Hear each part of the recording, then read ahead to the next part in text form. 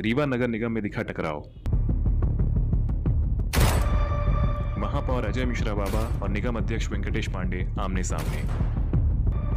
नमस्कार, आप देख रहे हैं सूत्र समाचार। मैं आपके साथ अंकित। नगर निगम रीवा इन दिनों भवन पूजन को लेकर राजनीति का अखाड़ा बन चुका है। इसको लेकर सत्ता और विपक्ष में टकराव की स्थिति निर्मित हो चुकी है। सत्ता पक्ष का दावा है कि निगम परिषद के पास कोई अधिकार नहीं है, सारे काम एमआईसी ही कराएगी। निर्देश जारी किया गया है कि नगर के विकास कार्यों के भूमि पूजन लोकार्पण के संबंध में कोई भी निर्धारित प्रक्रिया नहीं होने के कारण यहाँ पर अपने मन से जो भर्रेशाही चल रही है उस पर अंकुश लगाया जाए और अब भूमि पूजन की जो प्रक्रिया होगी वो कार्य आदेश जारी होने के बाद होगी और आधिकारिक रूप से होगी। आयुक्त को इसका निर्देश दिया गया है कि आप इसको प्रशासनिक ढंग से करेंगे। 5 दिवस पूर्व संबंधित लोगों को सूचित किया जाएगा। महापौर के मुख्य अतिथि में सारे 45 वार्डों के भूमि पूजन होंगे। नगर निगम 1956 के अधिनियम में महापौर, मेयर इन काउंसिल और आयुक्त को ही सारी शक्तियां हैं, बाकी किसी को कोई शक्तियां नहीं हैं। ये विधिवत सबको जानकारी है और इसकी जानकारी जिसको नहीं है उसको एक्ट का अध्ययन भी कर लेना चाहिए। तो वहीं विपक्ष ने भी यह दावा कर दिया कि एमआईसी को निर्णय लेने का कोई अधिकार नहीं है। एमआईसी को कोई भी अधिकार नहीं है कि कोई निर्णय लेने का, कि एमआईसी ये तय करेगी कि कौन भूमि पूजन करेगा, कौन लोकार्पण करेगा। ये ज़बरदस्ती का उनकी बयानबाजी है। न एमआईसी का कोई निर्णय मान्य होगा, न आयुक्त इस निर्णय को मानेंगे, क्योंकि कहीं पे भी भूमि पूजन के इस तरह का उल्लेख नहीं है। वार्ड पार्षद की सहमति से, वार्ड पार्षद वहाँ का प्रथम व्यक्ति होता है, वो जिसको चाहेगा अपना बुलाएगा, अपने हिसाब से भूमि पूजन करेगा। जैसे आज वार्ड क्रमांक 9 में श्रीमती विमला सिंह जी ने वार्ड में भूमि पूजन करवाया। वार्ड के एक वृद्ध बुजुर्ग व्यक्ति से साल श्रीफल करा के उनसे भूमि पूजन करवाया। मतलब एमआईसी की किसी भी नियमावली को पालना नहीं। एमआईसी अगर सही नियमावली का, एमआईसी को ये नियम बनाने का अधिकार है ही नहीं। कोई अधिकार नहीं है एमआईसी को, किसी भी अधिनियम में कहीं पे ये उल्लेख ही नहीं है। वार्ड पार्षद ही वार्ड में नारियल फोड़ेगा, जिसको चाहे उसको बुलाए। और एमआईसी ने जो ये निर्णय दिया, एक तो निर्णय भी आया नहीं है, और निर्णय अगर है तो अमान्य निर्णय है, उस निर्णय की कोई वैल्यू नहीं है। अब सवाल यह उठ रहा है कि इस तरह से बढ़ रहे टकराव में जनता क्या करे, जिसने जनप्रतिनिधियों को वार्डों का विकास करने चुनकर भेजा है।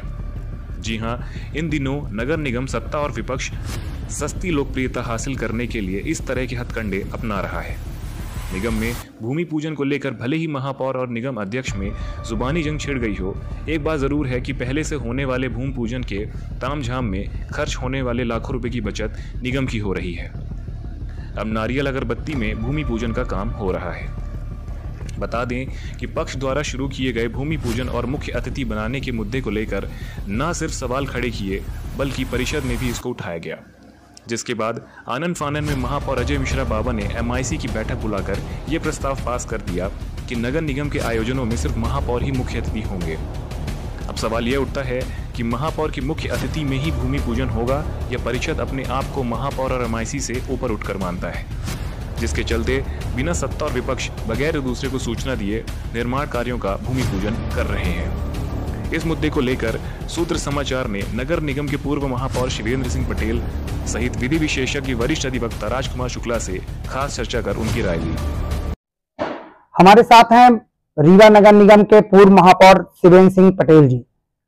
हम आपसे जानेंगे कि आपने 5 साल का कार्यकाल अपना पूरा किया है, तो जिस तरीके से एमआईसी के अधिकार हैं उनको आप कैसे देखते हैं? वर्तमान में जिस तरीके से रीवा नगर निगम में एमआईसी के अधिकार की बात हो रही है, परिषद की बात हो रही है, तो आप कैसे देखते हैं एमआईसी के कितने अधिकार हैं, चूंकि आप महापौर भी रहे हैं? देखिए, नगर पालिका निगम के कार्य करने का जो हमें 5 साल मौका मिला, उसमें महत्वपूर्ण विषय ये है कि एमआईसी स्थानीय सरकार की महत्वपूर्ण अंग इकाई है। जैसे महापौर और उसके 10 सदस्य जो होते हैं एमआईसी के मेंबर, वो महापौर के एक तरह से वो मंत्रिमंडल है। उसको हम MIC के माध्यम से जो कार्य MIC से ही बहुत सारे काम हो जाते हैं जो परिषद तक नहीं ले जाने पड़ते, लेकिन जो कार्य MIC के पावर से अधिक है जिसे हम सदन में परिषद में ले जाएंगे, वहां अपनी उस एजेंडे को चर्चा करके परिषद में दोनों पक्ष रहते, पक्ष और विपक्ष दोनों के बीच में वो एजेंडा जाएंगे और वहां पर बातचीत और दोनों पक्ष के पार्षदों से और जो सदन के अपने अध्यक्ष होते हैं उनके अनुमत सहमत से उसको आगे एजेंडे को स्वीकृत किया जाता है। तो MIC ने कोई प्रस्ताव जैसे पारित कर दिया तो वो क्या माने जाएंगे? जैसे कि जो अभी मतलब नगर निगम वर्तमान में अभी MIC मेंबरों ने जो तय किया है कि महापौर हर को भूमि पूजन का अधिकार है, और महापौर के अलावा भी तो जनप्रतिनिधि है, इस रीवा विधानसभा है और अधिकांश भाग रीवा विधानसभा का शहरी क्षेत्र है। तो ये तो हम अनुचित इसको मानते हैं कि यहाँ पर हमें विधायक और महापौर सांसद सबको लेके चल के साथ काम करने की आवश्यकता है, क्योंकि बहुत सारी योजनाएं जो है माननीय विधायक जी के माध्यम से राशि जो शासन से मंगाई आती है उनके विधानसभा में तो उनको भी भूमि पूजन करने का तो अधिकार ही है। साथ ही साथ सांसद भी अपने जिले भर के सांसद हैं, ऐसे अवसर पर बहुत सारी योजनाओं में सांसद का भी योगदान रहता है। तो हम ये मानते हैं कि ये कार्य हमें सबको मिलजुल कर और सहमत से करना आवश्यक होगा। जैसे एक बयान और भी आया है, क्योंकि ये पूरा मामला गर्म है और कहीं न कहीं परिषद अध्यक्ष और महापौर के बीच भी टकराव देखा जा रहा है। तो ये कहा गया कि MIC के पास कोई ऐसे अधिकार नहीं है कि इस तरीके से वो कोई प्रस्ताव पारित करें। नहीं, ऐसा तो नहीं है कि मतलब जो कि मानो परिषद अध्यक्ष के अलग अधिकार है, महापौर MIC के अलग अधिकार है, ये तो सत्य है।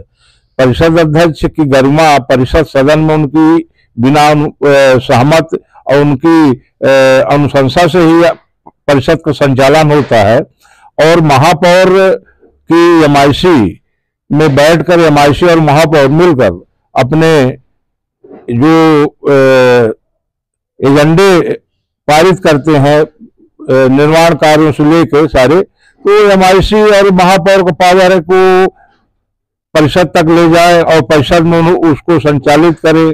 जनहित की योजनाएं तो हमको ये लगता है कि ऐसी योजनाओं को हमें सबसे पहले परिषद में पक्ष विपक्ष उसकी जानकारी सबको होनी चाहिए कि ये एजेंडा कितना महत्वपूर्ण है। जैसे पेयजल की योजनाओं के लिए तो हम शहर भर में सभी वार्डों के लिए पानी की व्यवस्था करते हैं। सड़क बिजली पानी, सड़क और बिजली, मूलभूत आवश्यकता, साफ सफाई, इन सारी स्थितियों को देखते हुए हमें शहर के विकास में इसमें कहीं न कहीं अधिकारों की लड़ाई आ रही है, अपने अपने पावर की लड़ाई आ रही है। तो कैसे आप इसको देखते हैं? नियम क्या कहता है इस पे? अब नियम पे देखिए ऐसा है कि ये लड़ाई अब चूंकि पहली बार ऐसा देखने को अभी कई वर्षों बाद मिल रहा है कि मानो विपक्ष सत्ता पक्ष से महापौर नहीं है, अपने भारतीय जनता पार्टी से महापौर नहीं है, कांग्रेस से हैं, और परिषद के अध्यक्ष अपने भाजपा से हैं।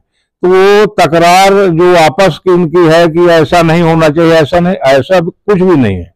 ये नगर निगम में सब जनप्रतिनिधि के रूप पार्षद भी हैं, महापौर का कद बड़ा है, निश्चित रूप से इसमें पार्षदों की भी बहुत अच्छी भूमिका होनी चाहिए कि हमें शहर के विकास में ऐसी योजनाओं को कभी न रोके जो जनता के हित में विकास में बाधा बने।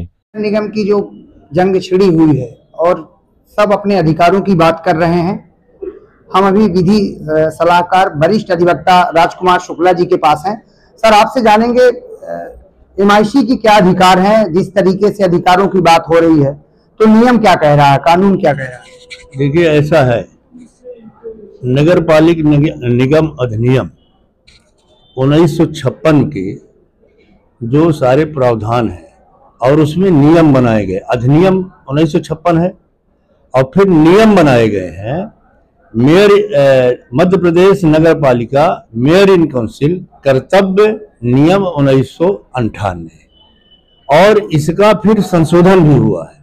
संशोधन 2001 में हुआ है, 12/1/2001 में ये संशोधन हुआ है कि मेयर इन काउंसिल को वित्तीय अधिकार, अनेक अधिकार जो 12-15 उसमें अधिकार का नियम में वर्णन है, उसके साथ साथ जो मेयर इन काउंसिल के हैं कि किसी भी वार्ड के निर्माण कार्य के प्रस्ताव पर यथास्थित संबंधित वार्ड पार्षद, महापौर आबलिक आयुक्त आबलिक क्षेत्रीय विधायक आबलिक सांसद की अनुशंसा सहमति आवश्यक होगी। ये 2001 के संशोधन में आया है। तो किसी भी वार्ड में अगर ये इनकी सहमति है तो मेयर इन काउंसिल को ये अधिकार है कि उस निर्माण कार्य के लिए, उस प्रपोजल के लिए वो एग्जीक्यूशन में अपने आयुक्त को, संबंधित को भेज सकते हैं। ये उनके विशेष अधिकार है। और साथ ही इसमें अनेक सेक्शन में जो नियम बने हुए हैं, धारा 5 के जो नियम हैं वो करीब धारा 5 के लगभग 12-13 और भी उप नियम बने हुए हैं। तो उस उप नियम में वित्तीय अधिकार, कर्मचारी प्रशासनिक अधिकार, ये सारे अधिकारों का उसमें निर्माण करके सीधा स्पष्ट डायरेक्शन है। तो अगर मेयर इन काउंसिल के जो पावर है, तो मैंने आपसे निवेदन किया कि मध्य प्रदेश नगरपालिक निगम मेयर इन काउंसिल का कर्तव्य और नियम 1998 और संशोधन 2001 का अगर आप लोग पढ़ लें या प्रेषित कर सकें तो ये नियम स्पष्ट बने हुए हैं, उसमें कहीं कोई डाउट नहीं। बिल्कुल, ये थे वरिष्ठ अधिवक्ता राजकुमार शुक्ला जी, जिन्होंने बहुत ही महत्वपूर्ण जानकारी दी, खासतौर से नगरीय के लिए जो कानून लागू किए गए हैं।